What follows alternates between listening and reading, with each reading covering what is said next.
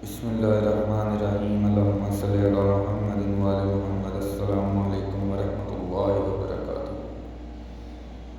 उम्मीद करना कि वेखण वाले सुनने वाले सारे खैर खैरियत दे नाल होगे। अल्लाह पाक दी ज़ात तुहानूं अपने हिफ्ज़ व ईमान विच रखे। दोस्तों, अज की जिहड़ी गल, अज की जिहड़ी कहानी तुहाडे नाल शेयर करनी है, बहुत ही साडे मौजूदा तौर ते हवाले दे नाल बहुत ज़रूरी गल है जिहड़ी मैं तुहाडे नाल शेयर करनी है।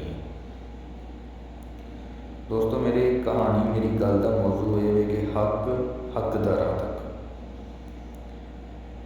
दो भरा रहिंदे हन इकट्ठे। कोई खुशी बनी, कोई खुशी का मौका अल्लाह पाक ने उन्होंने दिता, तो वड्डा भरा जिहड़ा ना छोटे भरा कहन लगा कि जिहड़ा ना इंज कर के एक जिहड़ा पैसे या ऊँट या कोई भी हलाल चीज़ है उस जिबा कर, तो पूरे मुहल्ले च ऐलान कर कि जिहड़ा ना आके तो लोग साडे घर दावत जिहड़ी ना कबूल करन, ते दावत की जिहड़ी कोई चीज़ अहां पकाई है ना वो खाण। छोटा भरा जिहड़ा ही ओहदा वो बड़ा दना ते बड़ा सियाणा इंसान सी, बड़ा सियाणा ते मतलब कि बहन खलोण वाला जी सी। उन्हें जनाबे अली कीता कि उन्हें ना बाहर निकलिया, पक पका गई है ना जो चीज़ां, तो उन्हें बाहर निकल के पूरे मुहल्ले दे विच ऐलान किया कि बई साडे घर अग लग गई है, तो जल्दी ना जिहड़ा ना साडी मदद करो, साडी मदद नूं आओ।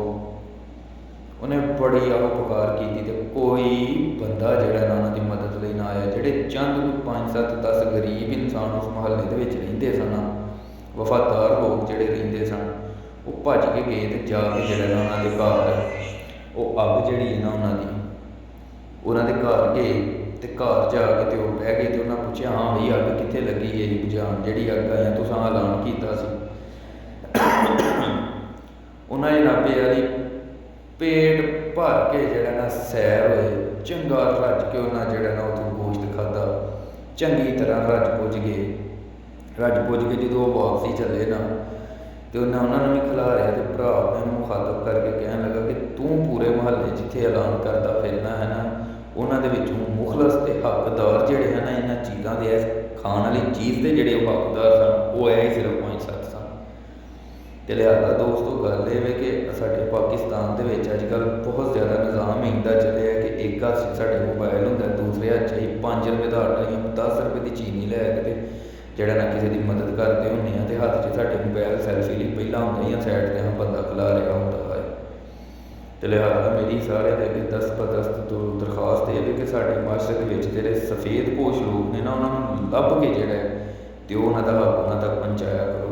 क्योंकि जो सफेद पोश बंदा होंदा है वो अपनी गैरत को मद्देनज़र रखते हुए, अपनी इज्जत नफ्स को मद्देनज़र रखते हुए किसी के अगे हथ नहीं फैलाता। लिहाजा मदद करने लगे अग्गा पिछा हर तरह मतलब कि जान पड़ताल करया करो, तो अल्लाह पाक दी ज़ात तुहानूं राहे हक ते इस्तकामत देन, अल्लाह पाक दी ज़ात सब लई आसानियां पैदा करन। अल्लाह